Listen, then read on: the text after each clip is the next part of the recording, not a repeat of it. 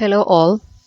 In today's session, we are going to be learning how to launch an instance in AWS. Let's first understand what an instance is. Instance is nothing but a virtual server which gets activated or gets launched, connected every time an end user is trying to host any application. It is a computing resource that is provisioned by your AWS cloud service provider to host your applications, to run your applications, to test your application. It might be a static or a dynamic application. First, let's log into the AWS service. Go to your Google, just give AWS login and click on the login.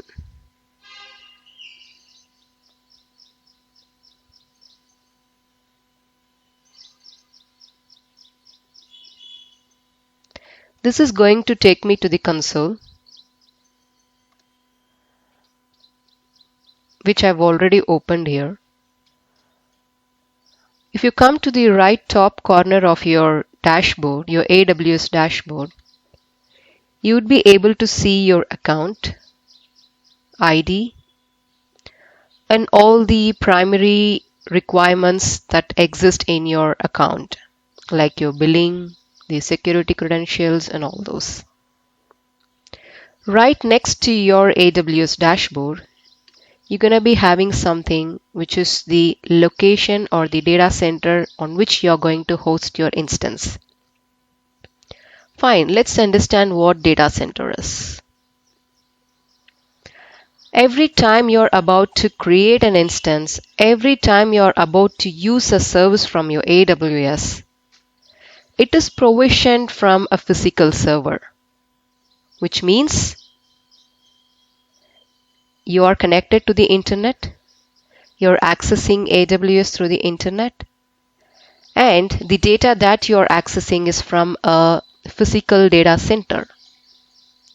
AWS has its own physical data center, which is distributed across the globe, which is further classified into east, west, north, south, central of each countries. Say if I take United States, there's going to be North Virginia, which is specified as US East 1, Ohio, which is in US East 2, North California, which is US West 1. Similarly, there is Asia Pacific zones. So you have a data center in Mumbai, which is in AP South 1. There is a data center in Korea, which is in Seoul, which is AP Northeast 2. We have a data center in Singapore, which is AP Northeast 1. Similarly, there are various other countries which host the data centers of AWS. Fine. First, when we are moving into creating an instance, you have to first go ahead with choosing the data center. And you have to be sure that which data center you're going to host and which zone you're going to host. So these data centers are further classified into various availability zones. So let's talk about all in detail. Let's first go ahead with selecting the data center. So I want my EC2 instance to be launched in Ohio. I'm just going ahead with Ohio.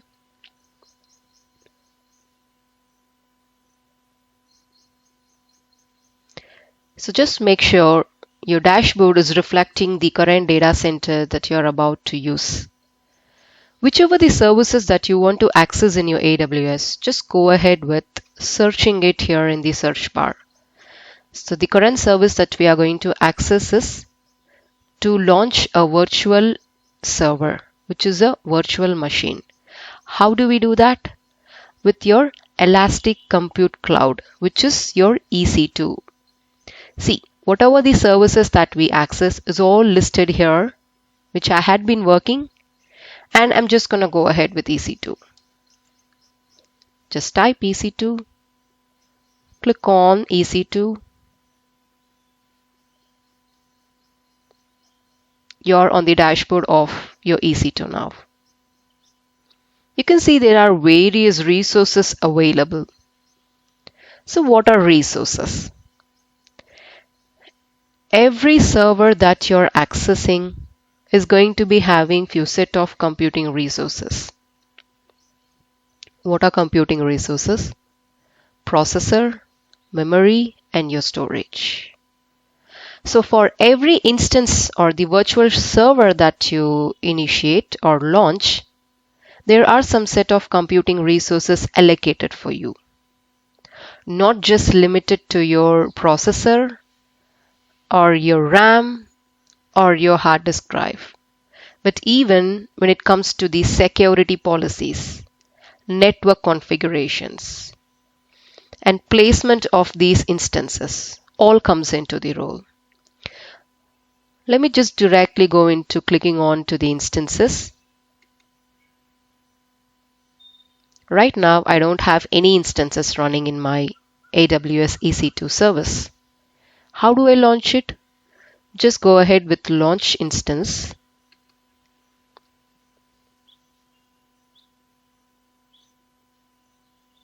Now, you would be asked to give the name of your instance. Give any random name, but a meaningful one. Let me just give instance 1. Okay, let's talk about Amazon machine image. Fine. We are working in our laptops and we have an OS which is already installed in our laptop. And only because of this OS we are able to access the applications running on the OS. So your OS plays a major role in hosting your computing resources to you. So you're supposed to select the OS that you want to get your activities done in your EC2. They already have the OSs inbuilt inside their service, which they call as Amazon machine image. All we have to do is just choose the image of the OSs that we want to launch or to get connected through our EC2 instance. So for this particular session, I'm going to go ahead with Windows. So select Microsoft Windows. Scroll down. So my account is a free trial account which is going to be providing me the free tier eligibility services for 1 year, and I am supposed to use the image which is specified to that particular eligibility service. Click on the drop down. Go ahead with Microsoft Windows Server 2022 base.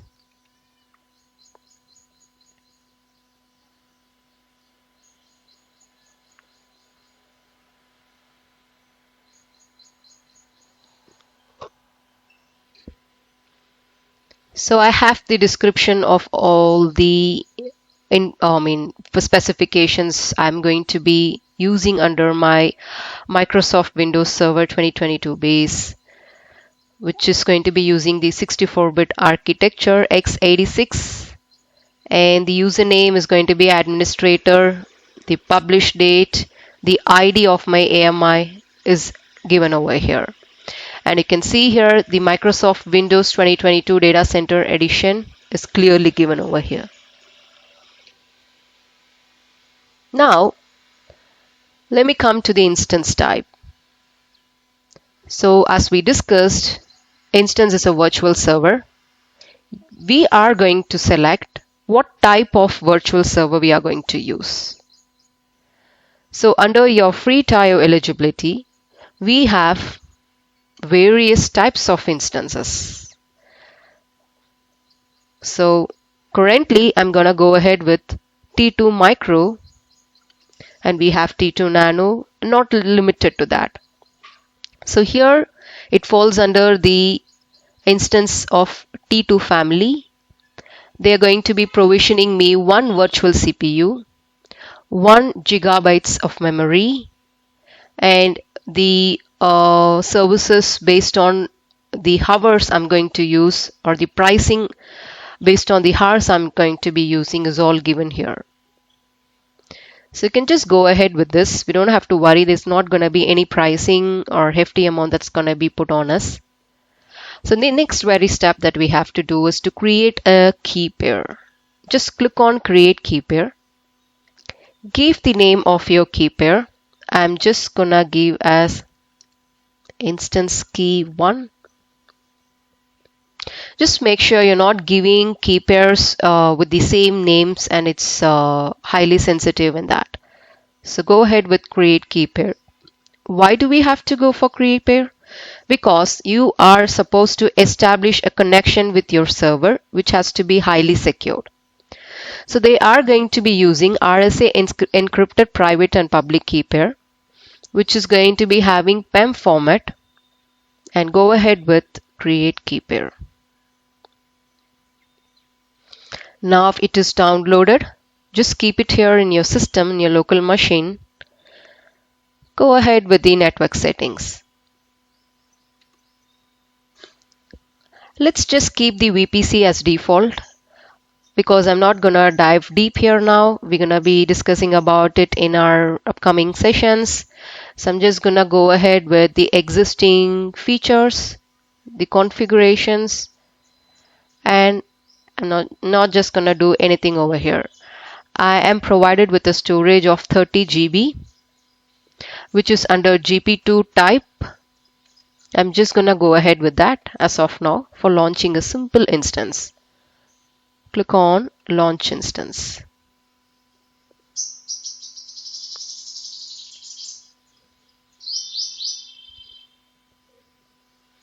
Fine. Now if you've successfully launched an instance, click on the instance ID.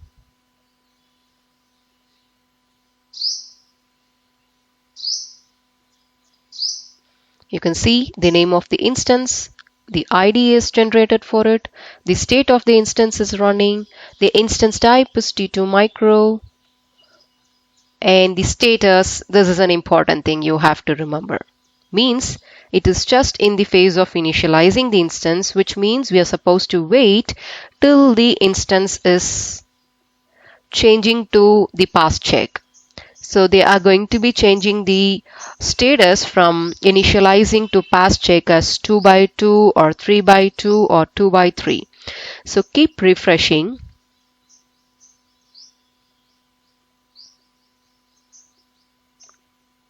You can see here the availability zone on which I have launched my instance is US East 2C. 2C is the availability zone. We basically have 1A, 1B, 1C, 2A, 2B, 2C as our availability zones. So there is a public IPv4 domain names servers that is given to us, and there is a public IP which is given to us. Obviously, you know, you cannot access the internet, or you cannot host anything in the internet, you cannot run anything in the internet without your public IP, which is your IP to recognize that you are a device in the internet, which means a device in the cloud, a recognized device in the cloud. Just go ahead with refreshing the instance. Yes, now the status is changed from initializing to 2x2 checks passed, which means I am ready to connect with the instance, which means my instance is all ready to get connected. Go ahead with connect. Now we have to download our remote desktop protocol, and hence we have to establish it in order to work on the remote desktop, which is again a desktop virtualization. We discussed it in the previous session where we saw about various categories of virtualization. So they are going to be mirroring the server through your virtual desktop. Go ahead with RDP client. Download the remote desktop file. Just keep it in your downloads. Keep it. Now you're supposed to access it in a secured way, and hence there is a password that is to be generated. You already have the username. So to get the password, just go ahead with get password. We have to upload the private key that we generated in the previous step, the key pair which we downloaded. So go ahead with upload private key. Go to downloads, select the key, open. Decrypt the password. Now your password is decrypted. Copy the password. Go to downloads. Open your remote desktop, which is the instance we just created. Go ahead with connect. Give the password here. Go ahead with OK. Say yes.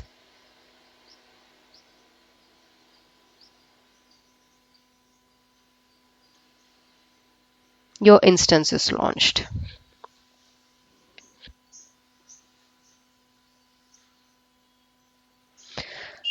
You can see here EC2 hyphen IPv4 dot US East 2 dot compute dot Amazon AWS.com, which means this EC2 instance of particular IP is launched in US East 2C of your Amazon service. The desktop that you're viewing right now is not your local desktop. It is a virtual server, and hence your EC2 is a virtual server which is hosted from Ohio of availability zone 2C.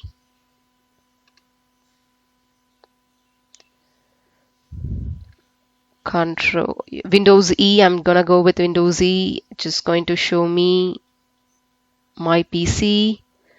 So we went with configuring the storage, but we did not do any modifications there. So as you can see, the default storage that is given to us is 29.9 GB, which is 30 GB. And hence we can use this particular desktop to host our applications, to run our applications. So the service that is provided through your AWS is a platform as a service scenario or a paradigm, which means they are providing us the platform right till your operating system. The virtualization is taken care by AWS. The underlying network configuration is taken care by AWS. The storage is taken care by AWS.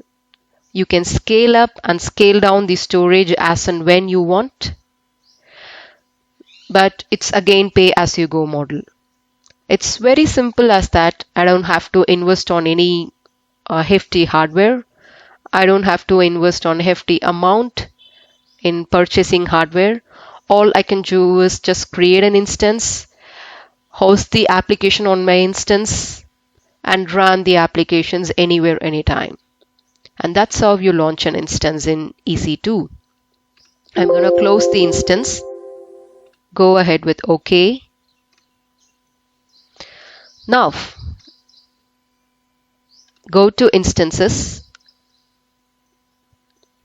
As you can see, the instance 1's status is 2x2 checkpass, which is running. Select the instance. You can alter the state of your instance. You can stop the instance. This is gonna stop the instance for a while.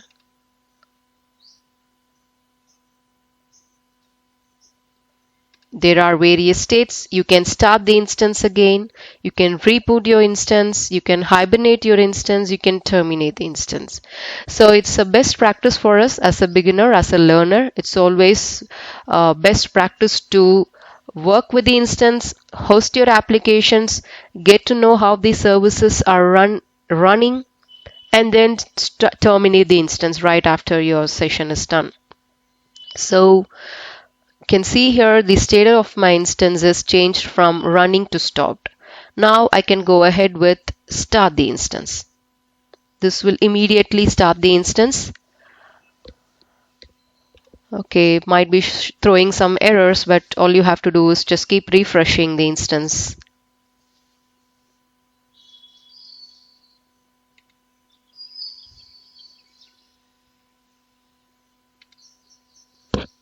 Okay, so just go ahead with start instance again. So this is throwing me with some notification as successfully initiated the instance with the ID of the instance. The state is still pending, so we have to wait. Now the state is running, and now we would be able to connect back to the instance again. Now if I'm gonna delete the instances, go ahead with terminate.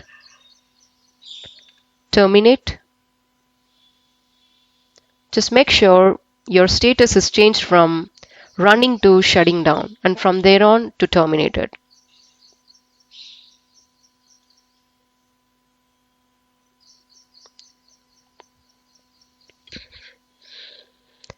So that's about launching an instance is EC2 instance, an instance in EC2 servers. So we have various other services like this. So we'll see all this in detail in our upcoming sessions. See you all then. Bye bye.